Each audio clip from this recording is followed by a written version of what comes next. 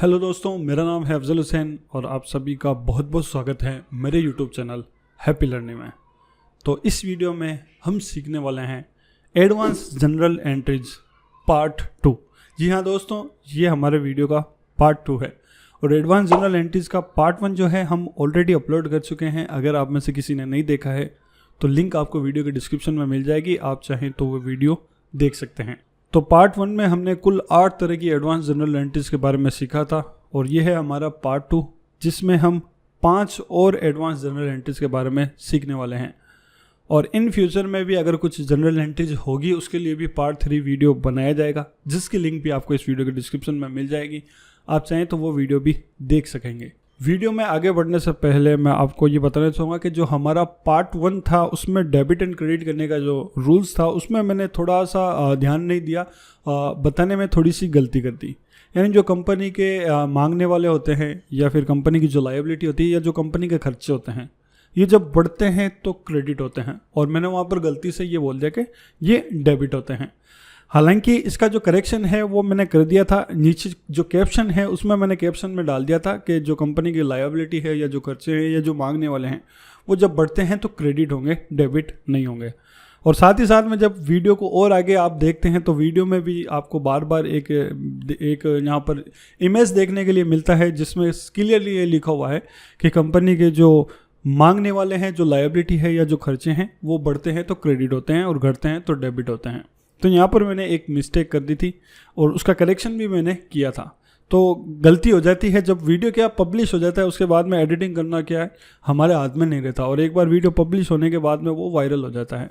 तो इसलिए वीडियो को वापस डिलीट करना और फिर उसको वापस क्रिएट करना ये थोड़ा सा लंबा चौड़ा काम हो जाता है, इसलिए मैंने उसी में ही करेक्शन कर दिया था। उम्मीद है कि आप मेरी परेशानी को समझेंगे। तो वापस आ जाते हैं हमारे मेन टॉपिक पर। इस वीडियो में मैं आपको 5 और एडवांस जनरल एंट्रीज के बारे में बताऊंगा। सारी एंट्री में आपको स्टेप बाय स्टेप समझाऊंगा, सबको मैं डिटेल में आपको थ्योरी भी समझाऊंगा और उसको प्रैक्टिकली करके भी बताऊंगा। ईजीएस्ट लैंग्वेज में मैं आपको समझाने की कोशिश करूंगा। तो वीडियो में आगे बढ़ने से पहले हम बात करेंगे क्रेड फ्लो के बारे में। Now what is CRED flow? CRED flow is one of the finest digital platform that helps you to manage your business credit. जी हाँ दोस्तों, क्रेड फ्लो के जरिए आप अपने व्यापार की या आप अपने बिजनेस की जो उधारी है वो बेहतरीन ढंग से मैनेज कर सकते हो। और वो कैसे, मैं आपको आगे बताने वाला हूँ। इसका जो सबसे बेस्ट पार्ट है वो ये है कि आप टेली ERP9 को क्रेड फ्लो के साथ में इंटीग्रेट कर सकते हैं, जिससे कि आपके टेली ERP9 का जो भी डेटा है वो क्रेड फ्लो में आ जाता है और क्रेड फ्लो में आप सारा टेली ERP9 का डेटा देख सकते हैं। और उसके बाद में क्रेड फ्लो का जो अपना बेहतरीन काम है वो शुरू होता है। यानी क्रेड फ्लो आपको उसके बाद में बेहतरीन सर्विसेज देता है, जैसे number 1 automated payment reminder. CredFlow automatically जो आपके बिजनेस में देनदार है उनको एक पेमेंट रिमाइंडर भेजता है, SMS के थ्रू, ईमेल के थ्रू, कॉल के थ्रू या फिर आप चाहें तो व्हाट्सएप के थ्रू भी एक पेमेंट रिमाइंडर भेज सकते हैं। यही नहीं, आप चाहें तो एक पेमेंट रिमाइंडर की एक फ्रीक्वेंसी भी सेट कर सकते हैं। यानी आप चाहते हैं कि जो मेरा देनदार है उसको हर 5 दिन में एक पेमेंट रिमाइंडर का मैसेज जाए, तो वो भी आप इसमें कर सकते हैं। आप चाहे तो 5 दिन, 3 दिन, 7 दिन या 10 दिन के गैप से हर एक देनदार को एक फ्रीक्वेंसी में पेमेंट रिमाइंडर भेज सकते हैं।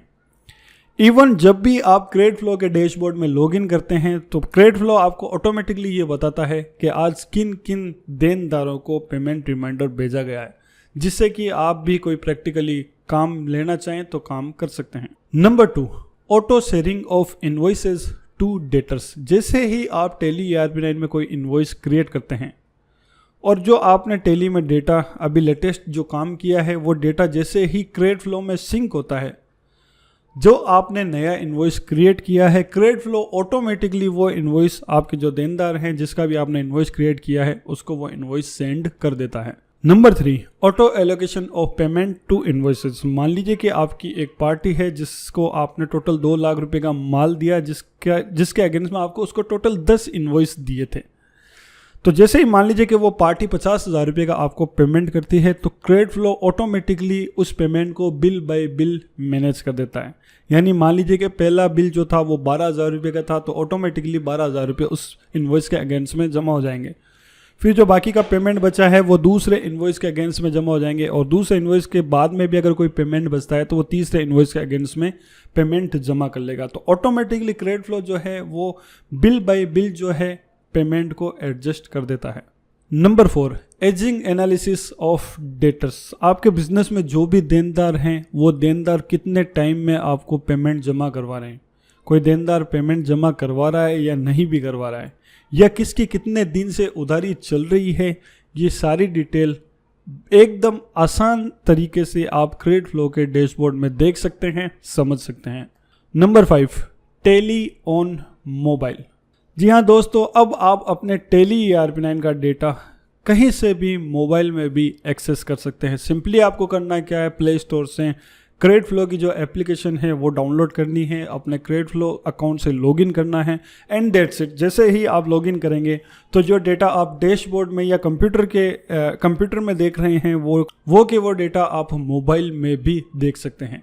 यही नहीं दोस्तों, इसके अलावा भी क्रेडिट फ्लो आपको बहुत सारे फीचर्स देता है या बहुत सारी सर्विसेज प्रोवाइड करवाता है, जैसे average collection periods, create incentive scheme for debtors, many auto generated business report, access Tally data any time from anywhere from any devices. तो दोस्तों, अगर आपको भी अपने बिजनेस की उधारी मैनेज करने में परेशानी होती है तो मैं आपको ये सजेस्ट करूंगा कि आप एक बार क्रेडिट फ्लो का डेमो ले सकते हैं, जिससे का आपसे कोई चार्ज नहीं लिया जाएगा। और अगर आपको क्रेडिट फ्लो की सर्विसेज पसंद आती है तो आप क्रेडिट फ्लो का प्रीमियम प्लान भी परचेज कर सकते हैं, जिसमें आपको ये सारी सर्विसेज मिलती हैं। इसके अलावा भी दूसरी सर्विसेज आपको मिल जाती हैं। और अगर आप ये प्रोमो कोड यूज़ करते हैं तो आपको क्रेडिट फ्लो का 2 मंथ का एक्स्ट्रा सब्सक्रिप्शन मिल जाएगा। तो फिर देर किस बात की, वीडियो के डिस्क्रिप्शन में आपको लिंक मिल जाएगी, सिंपली आपको लिंक पर क्लिक करना है तो सीधा आप क्रेडिट फ्लो के डैशबोर्ड पे चले जाओगे। और अगर आपको कुछ डिटेल में समझना है तो आप क्रेडिट फ्लो कस्टमर सपोर्ट को भी कांटेक्ट कर सकते हैं। तो अब बढ़ते हैं हमारे मेन टॉपिक की तरफ। तो दोस्तों, जैसा कि मैंने आपको बताया, 5 और एडवांस जनरल एंट्रीज के बारे में हम सीखने वाले हैं। शुरू करते हैं 1 बाय 1। पहली जो एडवांस जनरल एंट्री है उसके साथ में पहली एंट्री है लोन इंटरेस्ट एडजस्टमेंट। अब ये क्या है, मैं आपको पहले थ्योरी समझा देता हूँ। मान लीजिए कि हमने अपने बिजनेस में किसी भी तरह का लोन लिया, चाहे वो कार लोन हो, बिजनेस लोन हो, होम लोन हो या फिर पर्सनल लोन हो, किसी भी तरह का एक लोन लिया 3 लाख रुपए का, और उसकी जो EMI आती है, मंथली EMI, वो है 14,833 रुपये की मंथली EMI। तो ये मान लीजिए कि हमने अप्रैल मंथ में 3 लाख रुपए का लोन लिया था, और उसकी जो EMI है वो बैंक नॉर्म्स के अकॉर्डिंग या तो फिर हर महीने की 5 तारीख को या फिर 10 तारीख को या फिर 15 तारीख को, कोई भी डेट हो सकती है। ये मान लीजिए कि हर महीने की 5 तारीख को उसकी EMI आती है और ऑटोमेटिकली हमारे बैंक अकाउंट से जो EMI का पैसा है वो कट जाता है। तो अब यहाँ पर होता क्या है कि मान लीजिए 5 मई को पहली किस्त लगेगी, इसी तरह 5 जून, जुलाई, अगस्त, सितंबर, अक्टूबर, मार्च तक जो हर महीने की 5 तारीख है, ऑटोमेटिकली 14,833 रुपये हमारे बैंक से कटते जाएंगे। अब ये जो 14,833 रुपये है, इसमें मूल भी शामिल है और ब्याज भी शामिल है। तो हमें क्या करना पड़ता है, इसमें से मूल को अलग करना पड़ता है और ब्याज को अलग करना पड़ता है, ताकि हमें ये पता चलता रहे कि हमने टोटल कितना इंटरेस्ट पे कर दिया और कितना प्रिंसिपल जमा हो गया। तो अब हम चाहे तो हर एक एंट्री में प्रिंसिपल को और इंटरेस्ट को अलग कर सकते हैं, या फिर आप 31 मार्च को एक जनरल एंट्री करके प्रिंसिपल को अलग और इंटरेस्ट यानी ब्याज को अलग कर सकते हैं। तो हमें यहाँ पर केवल एक ही एंट्री करनी पड़ेगी 31 मार्च को, जो हमने इंटरेस्ट पेड किया है जनरल वाउचर में, और वो एंट्री आपको किस तरीके से करनी है और उसका क्या इफेक्ट पड़ेगा ये मैं आपको बताऊंगा। तो चलिए चलते हैं कंप्यूटर स्क्रीन पर। तो जैसा कि आप यहाँ पर देख सकते हैं, मैंने टोटल 12 एंट्रीज की है। एंट्री क्या है वो मैं आपको बता देता हूँ। जैसे हर महीने की 5 तारीख को हमने एंट्री की है। AU बैंक का जो हमारा कार लोन था उसको हमने पेमेंट किया 14,833 का, जो हर महीने हमारे किस्त आती है, और ये जो किस्त कटती है वो कटती है ICICI बैंक सेविंग अकाउंट से। तो ये हर महीने 5 तारीख को इस तरह की एंट्री हुई हुई है। टोटल 12 एंट्री जो है वो यहाँ पर हुई हुई है। तो यहाँ पर आप देख सकते हैं नीचे हमने जो टोटल इससे लोन लिया है वो लिया है 3 लाख रुपए का, ठीक है।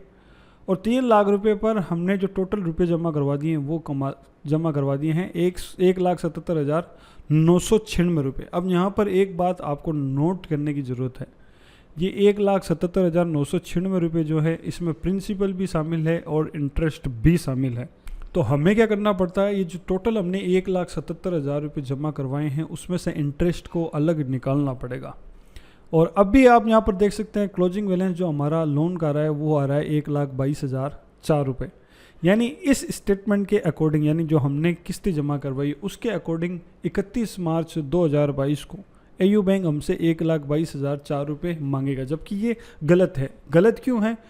जैसा कि मैंने कहा कि 14,833 रुपये की जो किस्तें होती है उसमें प्रिंसिपल भी शामिल होता है और इंटरेस्ट भी शामिल होता है, और हम चाहे तो हर एक एंट्री में प्रिंसिपल और इंटरेस्ट को अलग कर सकते हैं, और या फिर चाहें तो आप केवल एक जनरल एंट्री 31 मार्च को कर सकते हैं, जिससे कि इंटरेस्ट पूरा अलग हो जाएगा। और ये जब इंटरेस्ट अलग होगा तो अभी जो क्लोजिंग बैलेंस 1,22,004 रुपये आ रहा है, तो ये जो क्लोजिंग बैलेंस है वो बढ़ जाएगा जितना। तो अब सवाल यहाँ पर ये आता है कि ये जो हमें इंटरेस्ट अलग करना है वो हमको किस बेसिस पे करेंगे, हम किस आधार पर करेंगे, तो वो मैं आपको बता देता हूँ। आपको अपनी बैंक से, जिस भी बैंक से आपने लोन ले रखा है उस बैंक में जाना पड़ेगा, और वहाँ पर जाकर का आपको ये बोलना पड़ेगा कि हमारा ये लोन है, इसका हमें इंटरेस्ट सर्टिफिकेट चाहिए या फिर प्रोविजनल सर्टिफिकेट। ठीक है, इंटरेस्ट सर्टिफिकेट या फिर प्रोविजनल सर्टिफिकेट। जैसा कि यहाँ पर आपके सामने एक सैम्पल इंटरेस्ट सर्टिफिकेट पड़ा है जो कि SBI बैंक का है। अलग अलग बैंक का अलग अलग तरह का हो सकता है, यहाँ पर कोई कंपलसरी नहीं है कि इसी तरीके का होगा। तो यहाँ पर आप देख सकते हैं लिखा हुआ, this is to certified that mister Trilochan Sahu has been sanction education loan for rupaye 3,78,000। तो इन्होंने एजुकेशन लोन लिया था 3,78,000 रुपये का। ठीक है, और लोन अकाउंट नंबर जो है वो यहाँ पर मार्क किए हुए हैं जो कि हाइड है। तो यहाँ पर ये कह रहे हैं कि interest debited to the account during the financial year up to 31 March 2019। तो 2019 फाइनेंशियल ईयर में जो आपने किस्तें जमा करवाई थी उसमें 37,385 रुपये जो है वो इंटरेस्ट हमने जमा किया है, यानी वो इंटरेस्ट हमें मिला है। ठीक है, तो ये जो है 37,385 रुपये ये हमारा पूरे एक साल का इंटरेस्ट है, और इसी इंटरेस्ट की हमें जनरल एंट्री करनी है, जनरल एंट्री पास करनी है। तो हम टैली ERP9 में वापस आएंगे। अभी आप यहाँ पर देखिए क्लोजिंग बैलेंस है 1,22,004, और ये जब हम एंट्री कर देंगे तो ये क्लोजिंग बैलेंस चेंज हो जाएगा। तो ये जो इंटरेस्ट है, मान लीजिए इसी को हम अपना इंटरेस्ट मान लेते हैं और इसी की हमें एंट्री करनी है। तो यहाँ पर हम F7 जनरल वाउचर में जाएंगे, डेट चेंज करेंगे 31 मार्च 2022। ठीक है, तो 2022 है, जो भी है आपको यहाँ पर डेट लगा देनी है। सबसे पहले हम डेबिट करेंगे, और डेबिट किसको करेंगे? डेबिट हम करेंगे इंटरेस्ट को। क्यों करेंगे? नियम ये कहता है कि कंपनी की संपत्ति, कंपनी के खर्चे और कंपनी के देनदार जब बढ़ते हैं तो डेबिट करो। तो जो हमने इंटरेस्ट पे किया है वो कंपनी का खर्चा है। तो यहाँ पर RC करके एक लेजर क्रिएट करेंगे और लेजर का नाम रख देंगे हम interest paid on car loan. ठीक है, तो यहाँ पर आप चाहें जो लेजर का नाम रख सकते हैं आपके अकॉर्डिंग। इसका जो ग्रुप जाएगा वो जाएगा इनडायरेक्ट एक्सपेंसेस, क्योंकि ये हमारा खर्चा है। और यहाँ पर हम GST को नॉट एप्लीकेबल कर देंगे और इसको हम कर देंगे सेव। अब यहाँ पर हमें अमाउंट डालना, अमाउंट है 37,385 एंड एंटर। ठीक है, ये हो गया डेबिट, ये हमारा 37,385 रुपये का हो गया खर्चा, और यहाँ पे हम करेंगे एंटर। देखिए अभी तक हमारा जो कार लोन का जो अमाउंट है वो 1,22,004 रुपये बोल रहा था। अब हमें करना है क्रेडिट। क्रेडिट हम करेंगे AU bank car loan account को। क्यों, ये भी मैं आपको समझा देता हूँ। देखिए AU बैंक कार लोन जो है वो कंपनी का लोन है। ठीक है, यानी एक तरह की लायबिलिटी है, हमें ये पैसे वापस पे करने हैं। नियम ये कहता है कि लायबिलिटी जब बढ़ती है तो क्रेडिट करो, घटती है तो डेबिट करो। तो यहाँ पर क्या हो रहा है कि अभी तक जो AU बैंक कार लोन का जो अमाउंट 1,22,000 रुपये शो कर रहा था वो बढ़ जाएगा। क्यों बढ़ेगा? क्योंकि हमने उसमें से इंटरेस्ट को अलग कर दिया है। तो यहाँ पर जैसे ही मैं एंटर करूँगा तो आप देखेंगे 1,22,000 था वो हो गया 1,59,000, यानी हमारी जो लायबिलिटी है वो बढ़ गई। ठीक है, तो इसलिए हमने AU बैंक कार लोन को क्रेडिट कर दिया। इसको हम एंटर करेंगे, एंटर एंड एंटर। तो अब हम कर देंगे सेव। ये है 31 मार्च को होने वाली एक जनरल एंट्री। 37,385 रुपये इंटरेस्ट हमने अलग कर दिया। अब आप देख सकते हैं यहाँ पर अभी तक जो क्लोजिंग बैलेंस 1,22,000 आ रहा था वो अब 1,59,389 रुपये आ रहा है। तो इससे क्या हुआ कि जो हमारा इंटरेस्ट है वो अलग हो गया। यहाँ पर इंटरेस्ट जो है वो खर्चे में चला गया, और प्लस इंटरेस्ट को निकालने के बाद में जो पैसा बच रहा है वो मूल में जाता है। तो टोटल हमारा मूल जो है वो बाकी है 1,59,389 रुपये। तो ये है सिंपल सी एंट्री। उम्मीद करता हूँ कि आप सभी लोगों को समझ में आ गई होगी। अब बढ़ेंगे हम दूसरी एंट्री की तरफ। तो अब बढ़ते हैं दूसरी एंट्री की तरफ। दूसरी एंट्री है हमारी इंटरेस्ट अर्न ऑन एफडी। ये मान लीजिए कि हमने जुलाई मंथ में 2 लाख रुपए की एक एफडी करवाई, ठीक है। तो 2 लाख रुपए की हमने एफडी करवा ली। अब ये जो एफडी है इस पे हमें इंटरेस्ट मिलता है, यानी इस पर ब्याज मिलता है। अब मान लीजिए कि जुलाई मंथ में हमने एफडी करवाई और जब मार्च आता है तो मार्च के मंथ में हमें इस पे इंटरेस्ट मिलता है। तो अब इंटरेस्ट मिलने के 2 तरीके होते हैं। पहला तरीका ये है कि मान लीजिए कि 2 लाख रुपए का जो टोटल एफडी है उस पे मार्च तक, यानी जुलाई से लेकर के मार्च तक 5,000 रुपये का इंटरेस्ट होता है, ये हम मान लेते हैं। तो 5,000 रुपये का जो इंटरेस्ट है, या तो आप चाहें तो उसको जब भी आपको इंटरेस्ट मिलता है तो आप उसको डायरेक्ट अपने सेविंग अकाउंट में ले सकते हैं, जिससे क्या होगा कि आप 5,000 रुपये सीधा यूज़ में ले सकते हैं। ये होता है पहला तरीका। और दूसरा तरीका ये होता है कि जो 5,000 रुपये आपको इंटरेस्ट मिला है वो वापस आपके एफडी अकाउंट में जमा हो जाते हैं, यानी जो आपने इंटरेस्ट अर्न किया वो वापस एफडी में जुड़ करके वापस इन्वेस्ट हो जाते हैं, जिससे कि जो आपकी एफडी 2 लाख रुपए की थी वो अब 2,05,000 रुपये की हो जाती है।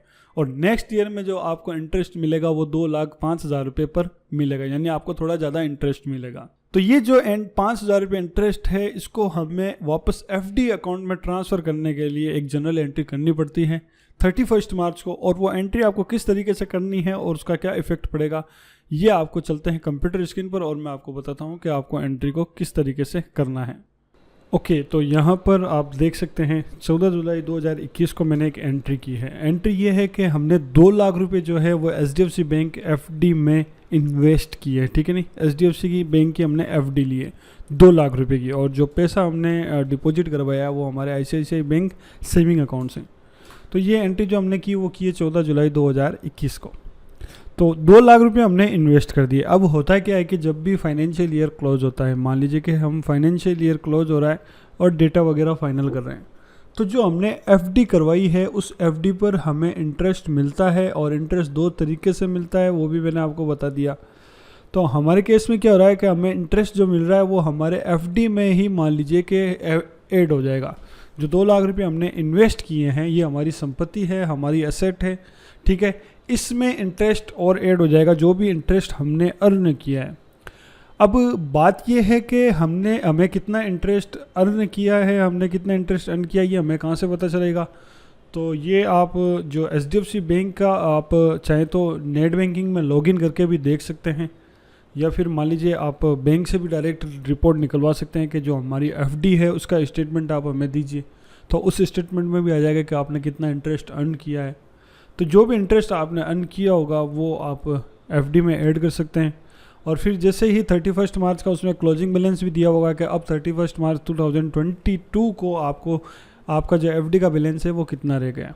तो यहाँ पर हम ये मान के चल लेते हैं कि हमने 5,000 रुपये इंटरेस्ट अर्न किया है, ठीक है, जुलाई से लेकर के 31 मार्च तक, और इस 5,000 रुपये को हमने अपनी एफडी में ही ऐड करना है। तो यहाँ पर हम जनरल एंट्री पास करेंगे, जनरल वाउचर ओपन करेंगे।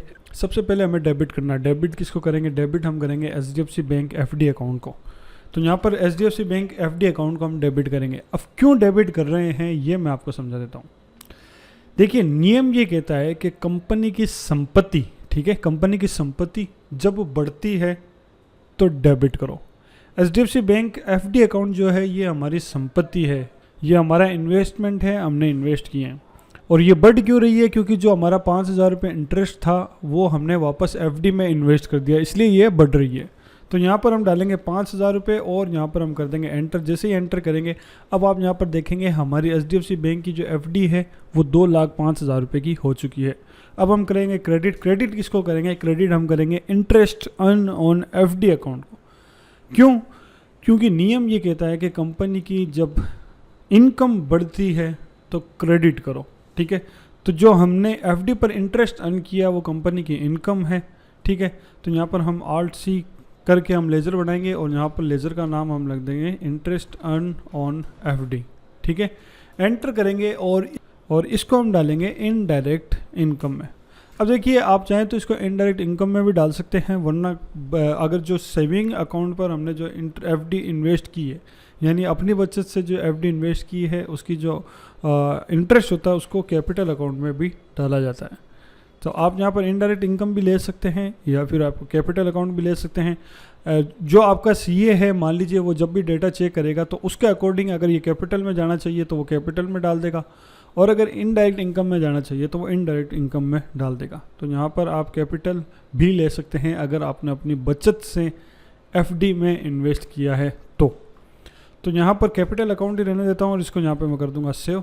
तो यहाँ पर आप देख सकते हैं ये हमारी एंट्री है और इस एंट्री को भी हमें डेट चेंज करके 31 मार्च 2022 को करना है और इसको हम यहाँ पे कर देंगे सेव। तो यहाँ पर आप देख सकते हैं 2 लाख रुपये हमने इन्वेस्ट किए थे और 5,000 रुपये और इसमें इंटरेस्ट के ऐड हो गए और अब हमारी एफडी जो है वो 2,05,000 रुपये की हो चुकी है। उम्मीद करता हूँ कि आपको समझ में आ गया होगा। बढ़ते हैं अगली एंट्री की तरफ। नंबर 3 जो एंट्री है वो है बेड डेब्ट्स। अब बेड डेब्ट्स क्या है वो मैं आपको बता देता हूँ। बेड डेब्ट्स का हिंदी में मतलब होता है डूबत, यानी वो पैसे जो हमारे डूब गए या नुकसान हो गया, किसी भी आप कुछ भी कह सकते हैं।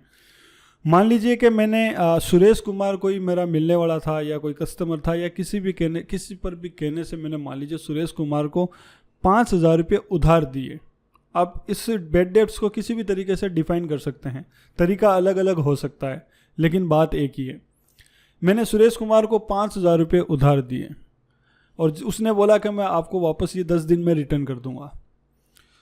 तो उस जैसे ही 10 दिन कंप्लीट हुए, मैं 10वें दिन उसको कॉल करता हूँ तो कॉल रिसीव नहीं करता या फ़ोन स्विच ऑफ बताता है या किसी भी तरीके से मान लीजिए कि कोई भी हमें रिस्पॉन्स नहीं मिल रहा है। तो मान लीजिए बार बार फॉलोअप करने के बाद में 10 दिन 20 दिन 25 दिन महीना 1.5 महीना 2 महीने निकल गए, हमें वो पैसे रिसीव नहीं हो रहे। और जैसे ही हम ये मान लेते हैं कि मान लीजिए कि ये जो हमने इसको पैसे दिए हैं वो हमारे डूब चुके हैं, यानी हम ये मान लेते हैं कि ये पैसे हमें वापस नहीं मिलेंगे। तो जो 5,000 रुपये हमने मान लीजिए उसको दिए थे उसको हमें डूबत खाते में यानी बेड डेब्ट्स में डालने पड़ते हैं और ये जो 5,000 रुपये है वो हमारा नुकसान कहलाता है। तो ये एंट्री हम कैसे करेंगे, इस एंट्री को कैसे पास करेंगे ये मैं आपको बताऊंगा। चलिए चलते हैं कंप्यूटर स्क्रीन पर।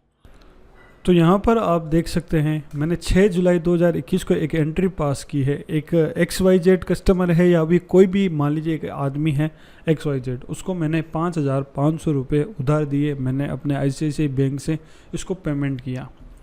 अब ये जो 5,500 रुपये है ये मान लीजिए कि ये जो भी कस्टमर है वो ना तो फ़ोन उठा रहा है या इसका फ़ोन स्विच ऑफ आ रहा है या बार बार हमें ये झांसे दे रहा है जो पेमेंट है वो कल जमा करवा देगा, परसों जमा करवा देगा, या फिर मान लीजिए कि ये कस्टमर जो है वो पागल हो गया है या दिवालिया घोषित हो गया है या फिर इसका कोई एक्सीडेंट हो गया है या फिर इसके साथ में कुछ अनहोनी हो गई है या फिर कोई डेथ हो गई है। तो ये जो कस्टमर है वो मान लीजिए ये पैसे जमा करवाने में असमर्थ हो गया है, ठीक है। तो इन दैट केस जो कस्टमर होते हैं या जो दुकान वाले होते हैं वो कुछ जो दिल वाले दुकानदार होते हैं वो ये मान लेते हैं कि ये जो 5,500 रुपये हैं वो अब हमारे डूबत में चले गए, यानी हमारा जो है नुकसान हो गया 5,500 रुपये का। तो अब हमें क्या करना पड़ता है कि जब हम मान लेते हैं कि ये जो 5,500 रुपये हैं वो डूब चुके हैं तो हमें ये जो कस्टमर है उस कस्टमर के अकाउंट को क्लियर करना पड़ता है, यानी इस 5,500 रुपये को हमें बेड डेब्ट्स में डालना पड़ेगा, जिसके लिए हम जनरल एंट्री करते हैं। और जनरल एंट्री कैसे करनी है, हम पहले यहाँ पर जनरल वाउचर को ओपन कर लेंगे। तो ये मान लीजिए कि ये जनरल एंट्री जो है हम 2 महीने के बाद में कर रहे हैं, तो यहाँ पर मैं डेट लगा दूंगा 15 सितंबर, ठीक है। तो डेबिट हम करेंगे यहाँ पर लेजर क्रिएट करेंगे बेड डेब्ट्स, ठीक है। बेड डेब्ट्स का मतलब होता है डूबत, और डूबत जो है वो कंपनी का खर्चा है और नियम ये कहता है कि कंपनी के जब खर्चे बढ़ते हैं तो डेबिट करो, इसलिए बेड डेब्ट्स को हम डेबिट कर देंगे। ग्रुप इसका चला जाएगा इनडायरेक्ट एक्सपेंसेज और GST को हम कर देंगे नॉट एप्लीकेबल, इसको हम कर देंगे सेव। तो ये हमारा बेड डेब्ट्स 5,500 रुपये है, तो यहाँ पर हम डाल देंगे 5,500 रुपये एंड एंटर। तो 5,500 रुपये का कंपनी का खर्चा हो जाएगा। और क्रेडिट हम करेंगे XYZ कस्टमर को। XYZ कस्टमर को हम क्रेडिट क्यों करेंगे, नियम ये कहता है कि कंपनी के जो देने वाले हैं देनदार, XYZ कस्टमर जो है वो कंपनी को देने वाला था, इससे हम पैसे मांगते थे। जब कंपनी को देने वाले घटते हैं तो क्रेडिट करो। तो XYZ कस्टमर जो है वो अब हमारा घट रहा है, इससे हम पैसे नहीं मांगेंगे, इसलिए इसको हम कर देंगे क्रेडिट। तो आप देखेंगे यहाँ पर इसका जो बैलेंस है वो गया 0। इस एंट्री को हम यहीं पे कर देंगे सेव। तो ये जो एंट्री है कुछ इस तरीके से क्लियर हो जाएगी। ICICI बैंक से हमने इसको 5500 रुपये दिए थे 6 जुलाई को, और फिर 15 सितंबर को हमने इसका जो पेमेंट है वो डूबत में डाल दिया, जिससे कि यहाँ पर आप देख सकते हैं इसका बैलेंस जो है 0 हो जाएगा। ये है एंट्री, बहुत ही आसान, उम्मीद करता हूँ आपको समझ में आ गई होगी। बढ़ते हैं अगली एंट्री की तरफ। तो अब बढ़ते हैं चौथी एंट्री की तरफ। चौथी एंट्री है इनकम टैक्स पेबल। अब इनकम टैक्स पेबल क्या है, इसकी पहले हम थ्योरी समझ लेते हैं। मान लीजिए जो हमारा बिजनेस है उसके जो अकाउंट है वो हमने फाइनल कर लिए हैं, यानी जो हमारी इनकम थी वो फाइनल हो चुकी है, जो हमारे बिजनेस में खर्चे हुए थे वो भी फाइनल हो चुके हैं, और हमें नेट प्रॉफिट जो है वो मान लीजिए कि 5.5 लाख रुपए का हमें नेट प्रॉफिट होता है। तो अब ये जो 5.5 लाख रुपए का हमारा नेट प्रॉफिट हुआ है, इस पर हमें टैक्स पे करना पड़ेगा। मान लीजिए कि मैं यहाँ पर रफली आपको बता देता हूँ, कैलकुलेशन नहीं करूँगा, कि मान लीजिए 5.5 लाख रुपए पर हमें 15,000 रुपये टैक्स जो है इनकम टैक्स वो पे करना है। ये मान लेते हैं 15,000 रुपये हमें पे करना है। तो अब देखिए यहाँ पर होता है क्या है कि मान लीजिए फाइनेंशियल ईयर 20-21 जो अभी ख़त्म हुआ है, ठीक है, उसका जो प्रॉफिट था वो था 5.5 लाख रुपये, और जो 5.5 लाख रुपये अगर हम इनकम टैक्स पे करेंगे वो भी हमारे फाइनेंशियल ईयर 20-21 का होगा, लेकिन हम उसको पे करेंगे फाइनेंशियल ईयर 21-22 में। वो कैसे, मान लीजिए जैसे ही मार्च एंड होता है तो फाइनेंशियल ईयर भी ख़त्म हो जाता है, और हम अकाउंट फाइनल करते हैं जो फाइनेंशियल ईयर ख़त्म होता है उसके 1 महीने, 2 महीने, 3 महीने या 4 महीने के बाद में। तो 4 महीने के बाद में फाइनेंशियल ईयर 21-22 जो है वो शुरू हो चुका होता है। तो जो इनकम टैक्स का पैसा है वो हम पे करते हैं नेक्स्ट फाइनेंशियल ईयर में, लेकिन जो इनकम टैक्स हम पे कर रहे हैं वो पे कर रहे हैं प्रीवियस फाइनेंशियल ईयर का, यानी जो फाइनेंशियल ईयर गुजर चुका। तो हम उसी फाइनेंशियल ईयर में ये जो इनकम टैक्स हमने पे किया है शो करने के लिए एक जनरल एंट्रीज पास करते हैं, जिसको बोलते हैं इनकम टैक्स पेबल। जिससे क्या होता है कि जो हमें 15,000 रुपये पे करने हैं वो उसी फाइनेंशियल ईयर में शो हो जाते हैं, और उसका पैसा हम नेक्स्ट फाइनेंशियल ईयर में पे कर देते हैं। तो ये तो है इसकी थ्योरी, और मैं आपको बताऊंगा प्रैक्टिकली आप इस एंट्री को किस तरीके से कर सकते हैं। चलिए चलते हैं कंप्यूटर स्क्रीन पर। ऑलराइट, तो जैसा कि आप देख सकते हैं यहाँ पर मैंने profit and loss account open किया हुआ है। ये मान लीजिए कि हम जिस कंपनी का अकाउंट फाइनल कर रहे हैं उसके हमने सारे खर्चे चढ़ा दिए हैं, जो भी इनकम है वो सब कुछ फाइनल हो चुका है, और हमारा प्रॉफिट जो है वो भी फाइनल हो चुका है। और हमारा जो इस साल का प्रॉफिट है वो हो रहा है 5,94,978 रुपये। तो डेफिनेटली हमें यहाँ पर टैक्स जो है इनकम टैक्स वो पे करना पड़ेगा। अब यहाँ पर देखिए, मैं यहाँ पर कोई रफली आइडिया बता देता हूँ, एक बार मैं यहाँ पर काउंट नहीं करूँगा। मान लीजिए कि हमें 15,000 रुपये इनकम टैक्स पे करना पड़ेगा हमारे जो 5,94,000 रुपये जो प्रॉफिट है उसके लिए। अब देखिए, जब भी हम डेटा फाइनल करते हैं तो जिस फाइनेंशियल ईयर का हम डेटा फाइनल कर रहे हैं वो ऑलरेडी निकल चुका होता है, यानी वो ऑलरेडी निकल चुका है, ठीक है। तो 5,94,000 जो फाइनेंशियल ईयर था, जिस फाइनेंशियल ईयर में हमें ये प्रॉफिट हुआ, वो फाइनेंशियल ईयर निकल चुका, और अभी हम लेटेस्ट फाइनेंशियल ईयर में हैं, ठीक है। तो जैसा कि यहाँ पर आप देख सकते हैं ये जो डेटा है वो 21-22 का है, और ये जब डेटा फाइनल होगा तब तक 22-23 जो फाइनेंशियल ईयर है वो चल रहा होगा। तो यहाँ पर जो इसका जो इनकम टैक्स है उसको हमें इसी फाइनेंशियल ईयर में शो करना है, और वो कैसे शो करेंगे इसके लिए हम जनरल एंट्री करते हैं। जनरल एंट्री के लिए हम जाएंगे अकाउंटिंग वाउचर में, F7 को यहाँ पर हम ओपन करेंगे, और अब हम करेंगे सबसे पहले डेबिट। तो यहाँ पर हम सबसे पहले डेबिट करेंगे, और डेबिट हम करेंगे कैपिटल अकाउंट को। कैपिटल अकाउंट को हम डेबिट क्यों करेंगे ये मैं आपको बता देता हूँ। देखिए, इनकम टैक्स जो हम पे करते हैं वो कैपिटल अकाउंट में से कम होता है, और कैपिटल अकाउंट जो होता है वो कंपनी की लायबिलिटी होती है, और नियम ये कहता है कि लायबिलिटी जब घटती है तो डेबिट करो, ठीक है। तो ये हमारी कंपनी की लायबिलिटी है, ये घट जाएगी, इसको हम करेंगे डेबिट, एंटर करेंगे। अभी आप देखेंगे ये 6 लाख रुपये है, तो इसको जैसे ही यहाँ पर हम मान लीजिए 15,000 रुपये डाल करके एंटर करेंगे तो यहाँ पर 5,85,000 रुपये हो जाएगी, यानी जो हमारी कंपनी की लायबिलिटी है वो घट जाएगी। और फिर हम करेंगे क्रेडिट, एंटर करेंगे। क्रेडिट हम करेंगे इनकम टैक्स पेबल को। तो इनकम टैक्स पेबल क्या है, वो टैक्स इनकम का वो टैक्स जो हमें पे करना है, और जो टैक्स हमें पे करना है वो कंपनी की लायबिलिटी होती है। और नियम ये कहता है कि कंपनी की लायबिलिटी जब बढ़ती है तो क्रेडिट करो, तो ये नियम है। तो Alt+C लेज़र क्रिएट करेंगे इनकम टैक्स पेबल, इसको भी हम डाल देंगे करंट लायबिलिटी में, ठीक है। तो यह कंपनी की लायबिलिटी है, हमें टैक्स पे करना है, इसको हम यहीं पे कर देंगे सेव, और इसको हम डाल देंगे 15,000 रुपये। तो ये एक सिंपल सी एंट्री है। इस एंट्री को हम कर देंगे 31 मार्च को, जब भी हम अकाउंट फाइनल करेंगे उसकी 31 मार्च को हम ये एंट्री कर देंगे। तो ये एंट्री है, इस तरीके से एंट्री हो जाएगी। 5,85,000 रुपये कैपिटल जो है 15,000 रुपये से कम हो जाएगी और हमारी लायबिलिटी यहाँ पर 15,000 रुपये टैक्स पेबल की वो बढ़ जाएगी। इसको हम कर देंगे सेव, एंटर एंड एंटर। तो अब ये जो एंट्री है नेक्स्ट फाइनेंशियल ईयर में, जब भी फाइनेंशियल ईयर चेंज होगा, तो यहाँ पर मान लीजिए यहाँ पर मैं कर देता हूँ 1/4/2022 और यहाँ पे कर देता हूँ 31/3/2023 एंड एंटर। तो ये जो पैसा है इनकम टैक्स का हम ऑब्वियसली नेक्स्ट फाइनेंशियल ईयर में पे करेंगे। तो मान लीजिए कि हम अगस्त में जो है हमारा इनकम टैक्स का रिटर्न भरवा रहे हैं और अगस्त 2022 में ये फाइनल होता है कि जो हमारा 15,000 रुपये इनकम टैक्स है वो हमें पे करना है। तो यहाँ पर मान लीजिए हम 5 अगस्त 2022 को 15,000 रुपये पे करते हैं। तो यहाँ पर पेमेंट में एंट्री कर देंगे और डेबिट हम करेंगे इनकम टैक्स पेबल को 15,000 रुपये से, और यहाँ पर क्रेडिट कर देंगे हम हमारा जो भी बैंक अकाउंट है ICICI बैंक, जिससे भी आप पेमेंट करते हैं, कैश करते हैं तो कैश दे देना है, बैंक से करते हैं तो बैंक में आपको यहाँ पर डाल देना है। तो इस तरीके से ये एंट्री हो जाएगी। दूसरी एंट्री इस तरीके से हो जाएगी जिससे कि आपका इनकम टैक्स पेबल का जो अमाउंट था वो 0 हो जाएगा।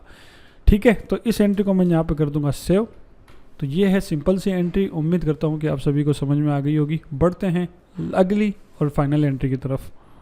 तो हमारी अब जो 5वीं एंट्री है वो है GST रिसीवेबल्स। GST पेबल्स जो है उसकी एंट्री मैंने आपको पार्ट 1 वीडियो में बताई थी। उम्मीद करता हूँ कि आपने देखी भी होगी और आपको समझ में भी आ गई होगी। अब उसके अगेंस्ट में जो GST रिसीवेबल्स है, यानी मान लीजिए उसकी एंट्री कैसे करनी है वो मैं आपको समझाने वाला हूँ। तो सबसे पहले ये समझ लेते हैं कि GST रिसीवेबल्स क्या होता है। मान लीजिए कि हमने अप्रैल मंथ में 1 लाख रुपए की परचेज की और 1 लाख रुपए पर हम 18,000 रुपये GST पे करके आए, यानी 18,000 रुपये जो है वो हमें इनपुट मिलता है। ये तो हो गई पहली बात। दूसरी बात कि मान लीजिए उसी अप्रैल मंथ में हमने 50,000 रुपये की सेल की, जिस पर ये मान लीजिए कि 10,000 रुपये हमने जो टैक्स है वो कलेक्ट किया, कस्टमर से टैक्स कलेक्ट किया। ठीक है, तो इनपुट जो है वो है 18,000 और आउटपुट जो है वो है 10,000। इसका मतलब ये है कि 18,000 रुपये हम ऑलरेडी पे कर चुके हैं, जिसके अगेंस्ट में जो हमें कस्टमर से टैक्स कलेक्ट हुआ है वो हुआ है 10,000 रुपये। जो डिफरेंस है वो है 8,000 रुपये। ये 8,000 रुपये अभी भी गवर्नमेंट के पास में हमारा एडवांस डिपॉजिट पड़ा है, जिसको बोलते हैं GST रिसीवेबल्स। तो यहाँ पर हमें GST जो है वो पेड करने की ज़रूरत ही नहीं है, हमारा ऑलरेडी एडवांस GST जो है वो डिपॉजिट पड़ा है। ठीक है, तो इसको बोलते हैं GST रिसीवेबल्स। और अगर इस तरीके से कोई एंट्री आती है तो आपको कंप्यूटर में अपने टैली ERP9 में किस तरीके से एंट्री को पास करना है, उसका आगे फ्यूचर में एडजस्टमेंट कैसे करना है, फ्यूचर में कभी GST पेबल बनता है तो आपको किस तरीके से इसका एडजस्टमेंट करना है, ये सारी चीज़ें मैं आपको प्रैक्टिकली बताने वाला हूँ। तो चलिए चलते हैं कंप्यूटर स्क्रीन पर और देखते हैं कि प्रैक्टिकली इस एंट्री को हम कैसे करेंगे।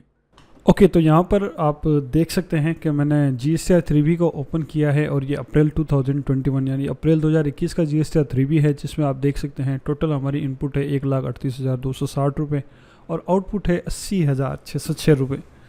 SGST इनपुट जो है वो 69,130 और SGST आउटपुट है 40,303। तो यहाँ पर जो डिफरेंस है, बाकी का जो डिफरेंस है मैं यहाँ पर कैलकुलेट कर लेता हूँ। 69,130.22 माइनस 40,303.01 एंटर, 28,827.21। ये CGST रिसीवेबल्स है अप्रैल 2021 की और 28,827.21 ही SGST रिसीवेबल्स है अप्रैल 2021 की। तो हमें इस एंट्री को रिसीवेबल्स में डालना है अप्रैल में, अप्रैल जो 30 अप्रैल है उस डेट को, और वो कैसे डालेंगे वो मैं आपको बता देता हूँ। अगर मैं यहाँ पर बैलेंस शीट ओपन करके यहाँ पर डेट लगाता हूँ Alt F2 1/4/2021 से यहाँ पर 30/4/2021 और यहाँ पर आप देखेंगे ड्यूटीज एंड टैक्सेस के अंदर CGST जैसा कि मैंने बढ़ाया 28,827 और 28,827 ये बैलेंस मेरा डिपॉजिट पड़ा है। तो इसको हमें डालना है रिसीवेबल्स में, जिसके लिए हम जाएंगे जनरल वाउचर में F7, यहाँ पर डेट लगाएंगे सबसे पहले 30/4/2021। ठीक है, तो सबसे पहले हम करेंगे डेबिट किसको करेंगे, डेबिट हम करेंगे यहाँ पर SGST रिसीवेबल्स। ठीक है, तो यहाँ पर लेज़र क्रिएट करेंगे SGST रिसीवेबल्स। देखिए ये जो लेज़र है इसका मतलब ये हो गया कि GST में जो हमारी केवल SGST है ना, स्टेट की जो GST है वो कितनी रिसीवेबल्स है। SGST रिसीवेबल्स जो है वो कंपनी की संपत्ति होती है, यानी कंपनी का एडवांस जो पेमेंट है वो डिपॉजिट होता है, वो कंपनी की संपत्ति है। और नियम ये कहता है कि कंपनी की संपत्ति जब बढ़ती है तो डेबिट करो, इसलिए हम यहाँ पर पहले डेबिट कर रहे हैं SGST रिसीवेबल्स को। और यहाँ पर अब एंटर करेंगे और यहाँ पर हम ग्रुप जो है इसका वो डाल देंगे डिपॉजिट एसेट्स में, ये इसका ग्रुप आएगा, ठीक है। तो इसको हम कर देंगे सेव, और जो हमारी SGST रिसीवेबल्स है वो है 28,827.21 एंड एंटर। फिर से हम डेबिट करेंगे और अब की बार लेजर क्रिएट करेंगे CGST रिसीवेबल्स, ठीक है। और इसको भी हम डालेंगे डिपॉजिट एसेट्स में, और इसका भी जो अमाउंट है वो 28,827.21 एंड एंटर। अब हम क्रेडिट कर देंगे, क्रेडिट करेंगे हम SGST को, ठीक है। SGST जो है वो ड्यूटीज एंड टैक्सेस का लेजर है, यानी लायबिलिटी का, ठीक है। तो यहाँ पर SGST को हम क्रेडिट करेंगे और यही अमाउंट डालेंगे 28,827.21 और क्रेडिट करेंगे CGST को, बाकी का जो अमाउंट है 28,827.21। तो ये जो है GST रिसीवेबल्स की एंट्री हो जाएगी, जिसमें हम SGST और CGST दोनों को अलग अलग रिसीवेबल्स में डालेंगे, ताकि हमें ये पता चलता रहे कि जो GST में SGST का बैलेंस कितना है और CGST का बैलेंस कितना है। और इस एंट्री से ये साबित हो रहा है कि जो हमारे SGST ड्यूटीज एंड टैक्सेस के लेजर में जो बैलेंस पड़ा था वो हमने रिसीवेबल्स यानी हमारे डिपॉजिट असेट्स के अंदर डाल दिया। तो इसको हम यहीं पे कर देंगे सेव, एंटर एंड एंटर। अब अगर मैं बैलेंस शीट को ओपन करता हूँ और यहाँ पर 1/4/2021 और यहाँ पे डालता हूँ 30/4/2021 एंड एंटर, तो यहाँ पर आप देखेंगे ड्यूटीज एंड टैक्सेस का जो अमाउंट था अभी तक यहाँ पर बता रहा था SGST और CGST, वो चला गया यहाँ पर डिपॉजिट एसेट्स में। CGST रिसीवेबल्स 28,827 और SGST रिसीवेबल्स, ठीक है। तो ये इस तरीके से एंट्री हो जाएगी। अब मैं आपको GSTR 3B फिर से ओपन करके बताऊंगा, और अब की बार मैं ओपन करूंगा मई का, ठीक है। तो यहाँ पर मैं लगाऊंगा मई 21 और यहाँ पे भी मई 21 एंटर। तो अब की बार फिर देखेंगे कि अब की बार जो हमारा इनपुट है वो है 69,130 और आउटपुट जो है वो है 64,484। तो फिर से हमारा यहाँ पर GST रिसीवेबल्स बन रहा है, हमें यहाँ पर इनपुट पे करने की ज़रूरत नहीं है। फिर हमारे वही एंट्री होगी। एंट्री को किस तरीके से करना है, यहाँ पर हम सबसे पहले यहाँ पर हम बैलेंस शीट में आएंगे और यहाँ पर डेट लगाएंगे 1/5/21 और यहाँ पर हम लगाएंगे 31/5/21 एंटर। और यहाँ पर जो हमारा GST का, SGST का और CGST का बैलेंस है वो है 2322.70, ठीक है। तो यहाँ पर हम जनरल वाउचर में जाएंगे, फिर से हम डेबिट करेंगे SGST रिसीवेबल्स 2322.70। देखिए अभी तक 28,827 था और हमारा जो बैलेंस है वो क्रेडिट हो रहा है, इसलिए हम यहाँ पर और ऐड कर देंगे, ये टोटल हो जाएगा 31,149.91। फिर से डेबिट करेंगे CGST रिसीवेबल्स को यहाँ पर 2322.70 और डेबिट कर देंगे SGST को 2322.70 से 2322.70 और क्रेडिट कर देंगे CGST को 2322.70 रुपये से, ठीक है। तो ये है सिंपल सी एंट्री। फिर से हमारा जो SGST और CGST का बैलेंस है वो हमने रिसीवेबल्स में डाल दिया और ये एंट्री हम करेंगे 31 मई 2021 को, इसको भी हम कर देंगे सेव। और अब अगर हम बैलेंस शीट में आते हैं और डेट लगाते हैं 1/5/2021 से 31/5/2021, तो यहाँ पर आप देखेंगे कि जो हमारा ड्यूटीज एंड टैक्सेस का जो बैलेंस था वो यहाँ से हट करके डिपॉजिट एंड एसेट्स में और एक्स्ट्रा ऐड हो गया। अब हमारा CGST का बैलेंस 31,149 और SGST का बैलेंस 31,149 है। ये हो गया मई मंथ के लिए। अब हम जाएंगे जून मंथ में और जून मंथ में हमारा GST पेबल बन रहा है। तो यहाँ पर जैसे मैं मान लीजिए 1/6/2021 और यहाँ पे लगाता हूँ 30/6/2021, तो यहाँ पर आप देखेंगे यहाँ पर SGST जो हमें पे करना है वो पे करना है 14,306 और CGST जो पे करना है वो करना है 14,306। और इसको अब हम कैसे पे करेंगे, पिछली बार मैंने बताया था GST पेबल अगर बनता है तो किस तरीके से एंट्री करेंगे और इस बार हम किस तरीके से करेंगे। देखिए जो हमारा जो पेबल बन रहा है CGST और SGST ये बन रहा है जून में और हमारे पास पहले से ही डिपॉजिट बैलेंस पड़ा है 31,000 प्लस 31,000। तो जो हमारा GST पेबल बन रहा है उसको हम रिसीवेबल से कम कर देंगे, यानी हमें जून मंथ में जो हमारा टैक्स बन रहा है उसको हमारे पहले से डिपॉजिट जो बैलेंस है उससे कम कर देंगे। इसके लिए हम जाएंगे F7 जनरल वाउचर में और अब की बार हम डेबिट करेंगे SGST को। कितने से डेबिट करेंगे, 14,306.06 से। तो यहाँ पर हम देख लेते हैं एक बार अमाउंट मैं आपको वापस बता देता हूँ। 1/6/2021 से 30/6/2021 जो हमारा GST पेबल बन रहा है वो है 14,306.06 और SGST भी इतना ही है। ठीक है, तो जनरल वाउचर में जाएंगे डेबिट कर, तो यहाँ पर हम डेबिट करेंगे SGST को, तो ये SGST 14,306.06 एंटर करेंगे, देखेंगे आप डेबिट जो SGST का जो बैलेंस है वो 0 गया।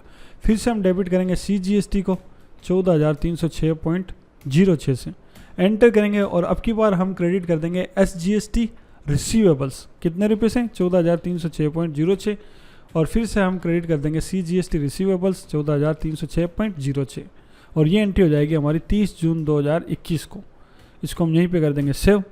और अब अगर मैं वापस बैलेंस शीट में आता हूँ और यहाँ पे डेट लगाता हूँ 1 जून 2021 और 30 जून 2021, तो आप देखेंगे कि अभी तक जो हमारा ड्यूटीज एंड टैक्सेस में बैलेंस जो हमारी लायबिलिटी बन रही थी वो अब हमारी जो डिपॉजिट जो हमारा पहले 31,000 प्लस 31,000 था उससे कम हो गया और यहाँ पर अब हमारा जो CGST और SGST का बैलेंस रह गया वो रह गया 16,000 प्लस 16,000। तो इस तरीके से हमारा CGST का और SGST का बैलेंस GST में और बुक्स में मैच होता रहेगा। जिस तरीके से मैंने आपको बताया उस तरीके से आपको एंट्री करनी पड़ेगी।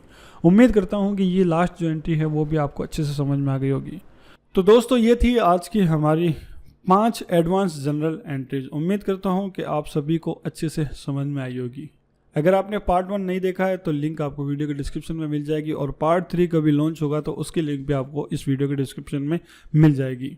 तो यही कहूँगा, वीडियो अगर आपको पसंद आए तो लाइक ज़रूर किया करें, कमेंट भी कर दिया करें और अपने दोस्तों के साथ इस वीडियो को शेयर भी ज़रूर करें और हमारे चैनल को सब्सक्राइब करना बिल्कुल भी ना भूलें। हमारे जो दूसरे चैनल हैं आप उसको भी सब्सक्राइब कर सकते हैं, इंस्टाग्राम पर भी आप चाहें तो फॉलो कर सकते हैं।